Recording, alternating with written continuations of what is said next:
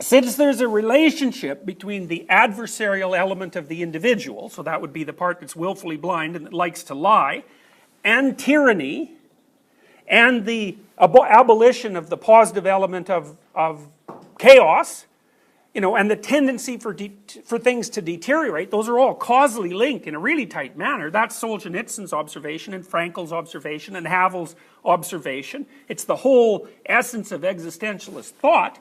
Okay, what the hell are you supposed to do about that? And the answer seems to be, don't have it happen. And so you say, well, when should you stand up against tyranny? Well, you should stand up against tyranny when it manifests itself at micro levels right in front of you. That's what you have to do. And so that means you have to be awake all the time for transgressions against the positive element of the individual and the positive element of culture. And you have to do it right then and there. And you can't say, and people say this all the time, well, I can't take my boss on at work. It's like, well, what's going to happen to you? Oh, well, I won't get the next raise, or maybe they won't like me. It's like, well, that's fine. So that's your courage. What are you going to do when there's a real tyrant? Well, we already know the answer to that. If you're not even going to stand up when you're protected beyond belief by the structure, and you have everything you possibly need, and you could probably even stand up and get away with it, or you could even stand up and you would be more respected, and the probability that your career would go properly would increase. If you're not going to do it then, well, you're certainly not going to do it when it's Saddam Hussein or Adolf Hitler. Like, forget it, man. It's way too late for that. Now, the problem with that is that there's not a lot of self-evident heroism in it. So, you know, you don't get to go party in the streets about how brave you are. But one of Solzhenitsyn's claims, and Frankel as well, was that it was the accumulation of micro lies that built up to produce the Nazis and the Stalinists. So it was bottom up and top down at the same time, lots of causal interconnections and loops, but basically people put up with the first imposition that was only this big, and then they put up with the second imposition, then they put up with the third imposition, and by the time they noticed that it was really like a major league imposition, pointing it out would get you arrested. Well then, man, then the stakes, like then when does it end? Well, it doesn't. It doesn't end. It just gets worse and worse and worse and worse and worse.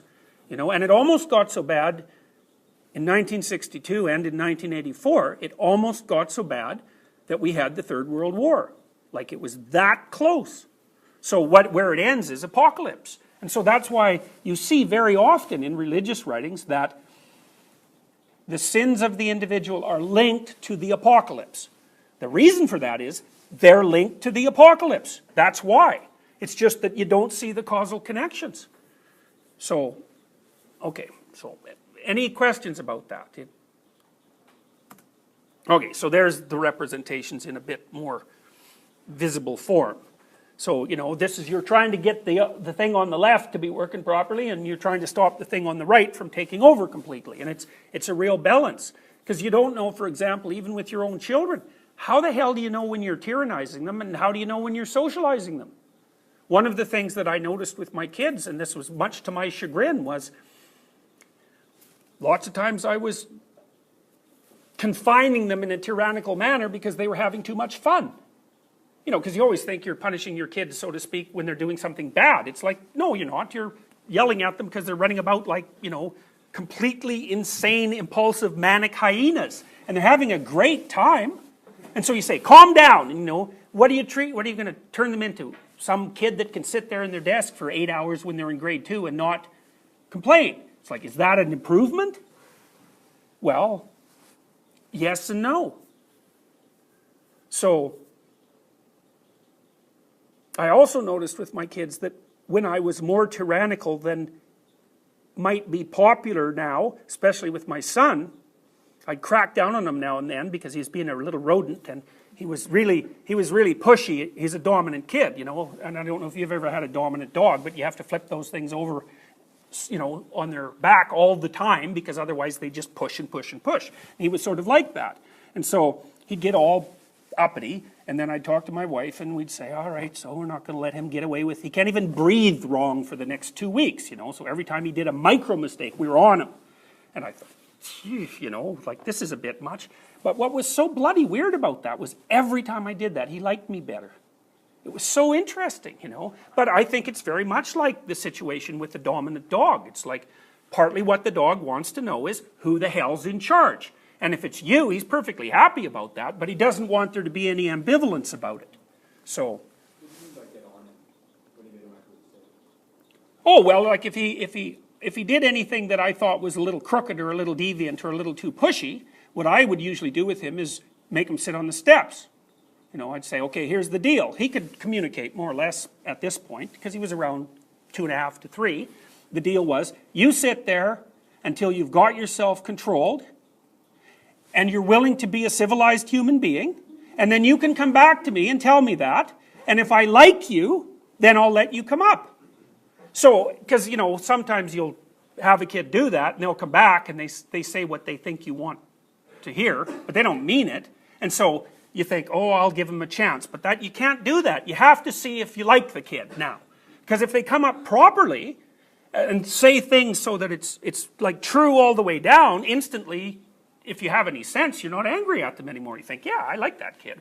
And then so you know, if your goal is to produce a kid that you really like, which I think is a really good goal, then you don't let him off the damn hook until he's that kid. And it was really interesting to watch what that did to him, and I think it was part of cortical integration, and cortical integration of hypothalamic impulses is he'd sit on the damn steps like this. You know, just enraged. And I'd go over to him and I'd say, well, you know, are you ready to get off the steps yet? And he'd go, not yet, you know, and then he'd get himself together and then he'd come and talk to me. And then, like, my rule was, as soon as he did it right, it was over. No grudges, nothing. It was done. You know, and so that was also very rewarding for him because he could specify the length of punishment. The length of punishment was as long as it took him to start acting like a civilized human being again. And the consequence of that was end of problem. So that's, you know, that's like tit for tat fundamentally. Bug me, whack. But as soon as you're straight again, poof, we'll trade again. So, and you know, what I noticed about him in particular, and he was a dominant kid, was, you know, you'd set a rule, whatever the rule was, like you had to be, maybe you had to go to bed at 8 or something. It was like, well, what happens if I wait till 8:15, you know, or 8:05 or 8:10? Like he'd just push until he knew exactly where the line was. Very pushy, but it was also extraordinarily exploratory, right? Because someone says there's a rule, but you don't know what that means. So what do? You harass and push and push and harass until you find out where the boundary actually is, and if it's nice and firm and doesn't move around, then you think, oh, that's like a table, and if I stand up underneath it, I'm going to whack my head, so I won't do that, and then you move on to something else. But if the damn boundaries are going like this all the time, the kid will just torture you forever. So, which is exactly what he should do. So, I think whether or not you are going to tyrannize your child in the final analysis depends on exactly what acting ethically in general depends on, which is, in the final analysis, do you want to make things better or worse? What are you aimed at?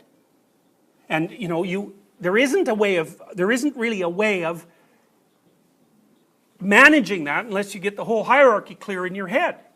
You know, do you want to make the world a better place? Well, part of that is, do you think it should exist at all? Are you resentful because it's tragic and limited? Are you angry because you're not as successful as you could be? Do you have 85 unresolved things with your wife? You know, are you intimidated by your child if he happens to be successful? Maybe he's going to be more successful than you. You know, you think you're going to be able to tolerate that? You know, those are all questions you have to think through, and you need answers to them.